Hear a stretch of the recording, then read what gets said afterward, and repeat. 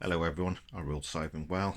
Bit of a progress update video on the Jaguar V12 engine block. As you can see, this is the bottom end. It's deep skirted block, as we know. And what I've been doing these last few days, I've been deburring all of the inside of the block. So originally all of this was a sandcast finish, and it was absolutely full of crud, gunge, dead oil that had built up in the sandcast finish. So what I've done, I've smoothed it all off. Very time consuming job, to be honest, but hopefully it'll be well worth it.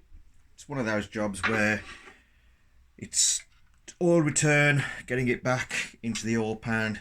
You don't want anything building up on the insides of the walls, because that's where it's going to degrade. It's going to get full of gunk and all sorts of horrible nasties, and those sorts of contaminants work their way into the bearings and they wipe our engines out. As you can see, deburred all of it.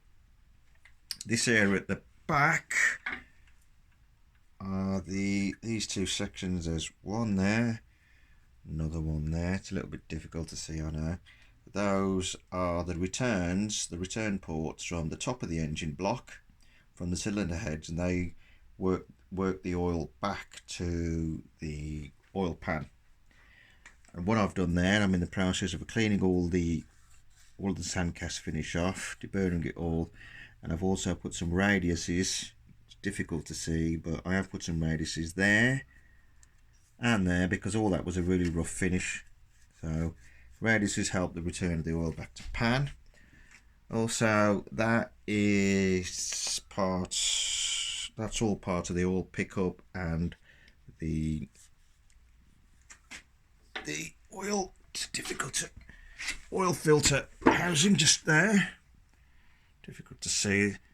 That's a really rough cast finish in there as well, so I'm going to be smoothing, getting some nice radiuses and getting rid of all that sandcast finish in there.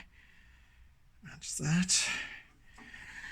And if we turn the engine block over, you've probably noticed that in the middle of the V we have these. It's 1, 2, 3, 4, 5 original passages that return the oil back to pan from the top of the V.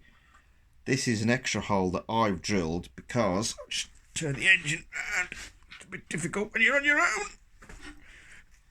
Right, got it. In this rear section, that was absolutely full of crud, contaminants.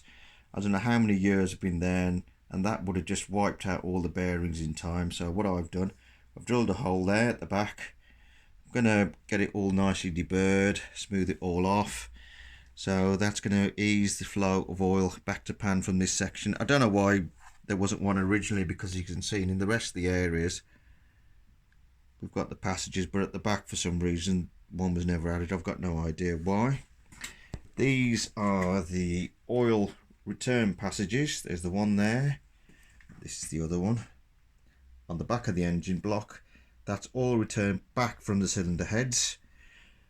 They're not the same size, not even the same shape, to be honest. And they were all full of sludge and crap. It's a rough sandcast finish in there as well. It's difficult to see down there, because getting a light down there so you can actually see is a bit hard when you're trying to hold the camera phone with one hand.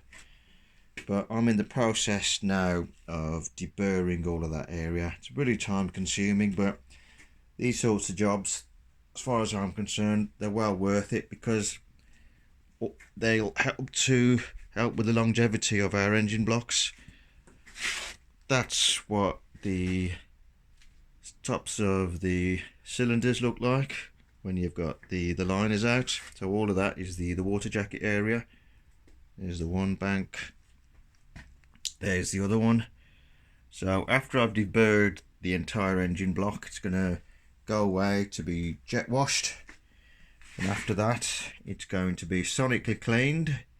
Then after that I'm sending it away to be solder blasted. So all of the materials that I'm using for the grinding, the linishing, the deburring, if anything's worked its way into any little deep pockets, then it's all going to be cleaned out during those cleaning processes. Is then when I get the engine block back from those services, I'll be blowing out every single nook and cranny, deep sectioned area, all the bolt holes, all the threads, everything.